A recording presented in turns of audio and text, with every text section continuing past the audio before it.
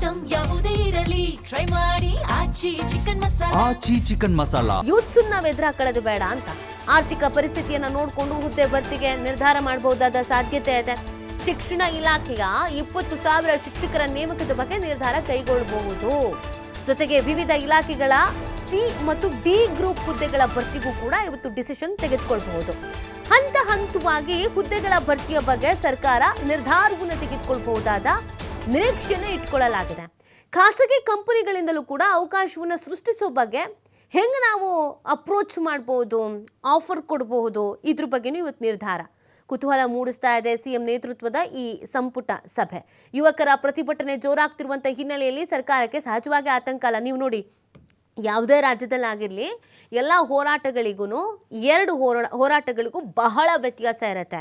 ಒಂದು ರೈತರ ಹೋರಾಟ, ರೈತರ ಆಕ್ರೋಶದ ಕಟ್ಟೆ ಹೊಡಿತು ಅಂತಂದರೆ ಸಮಸ್ಯೆ ಎದುರಿಸಬೇಕಾಗತ್ತೆ. ಇನ್ನೊಂದು ಯೂತ್ಸನ್ನ ಎದುರಾಕೊಂಡು ಏನು ಮಾಡಲಿಕ್ಕೂ ಆಗಲ್ಲ ಯಾವ ಸರ್ಕಾರವಾದ್ರೂ ಕೂಡ, ಅದು ವ್ಯತಿರಿಕ್ತವಾದಂಥ ಪರಿಣಾಮ ಬೀರ್ಬಿಡತ್ತೆ.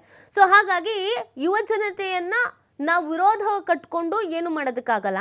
ಸ್ಥಳೀಯ ಚುನಾವಣೆಗಳು ಬರ್ತಾ ಇದೆ, ಮುಂಬರುವಂಥ ಚುನಾವಣೆಯನ್ನು ಕೂಡ ಗಮನದಲ್ಲಿ ಇಟ್ಕೊಳ್ಬೇಕಾಗತ್ತೆ. ಮತ್ತೆ ಕಾಂಗ್ರೆಸ್ ಅಧಿಕಾರಕ್ಕೆ ಬರಬೇಕಾಗತ್ತೆ, ಸರ್ಕಾರದ ಮೇಲೆ ನಂಬಿಕೆ ಇಡಿಸ್ಬೇಕಾಗತ್ತೆ. ಸೊ ಮೇನ್ಲಿ ನಮಗೆ ಸಿಕ್ಕಿರುವಂಥದ್ದು ಈ ಉದ್ಯೋಗದ ವಿಚಾರ. ಯುವಕರನ್ನು ನಾವು ಈಗ ಗಮನ ಸೆಳ್ಕೊಳ್ಬೇಕು, ನಮ್ಮ ಹತೋಟಿಯಲ್ಲಿ ನಾವು ಇಟ್ಕೊಳ್ಬೇಕು ಅಂತಂದರೆ ಮುಂದಿನ ದಿನಗಳಲ್ಲಿ ಬೇರೆ ಬೇರೆ ಜಿಲ್ಲೆಗಳಿಗೆ ಈ ಹೋರಾಟ ವಿಸ್ತರಣೆ ಆದರೆ ಮತ್ತೆ ಕಷ್ಟ ಆಗತ್ತೆ. ಹಾಗಾಗಿ ಇದಕ್ಕೆ ಸಂಬಂಧಪಟ್ಟಂತೆ ಒಂದು ಡಿಸಿಷನನ್ನು ತೆಗೆದುಕೊಳ್ಳೇಬೇಕು ಅಂತ ಸರ್ಕಾರ ಇದೀಗ ಚಿಂತಿಸ್ತಾ ಇರೋದು. ಹಾಗಾಗಿ ಇವತ್ತಿನ ಸಭೆಯಲ್ಲಿ ಪ್ರಮುಖವಾಗಿ ಇದೇ ವಿಚಾರದ ಬಗ್ಗೆ ಚರ್ಚಿಸಿ ಏನೇನು ಅಡೆತಡೆಗಳಿಗೆ ಎದುರಾಗತ್ತೆ, ಸವಾಲುಗಳಿಗೆ ಎದುರಾಗತ್ತೆ, ಅದಕ್ಕೆ ನಾವು ಏನು ಆಲ್ಟರ್ನೇಟಿವ್ ಆಗಿ ಕ್ರಮವನ್ನು ಕೈಗೊಳ್ಳಬಹುದು.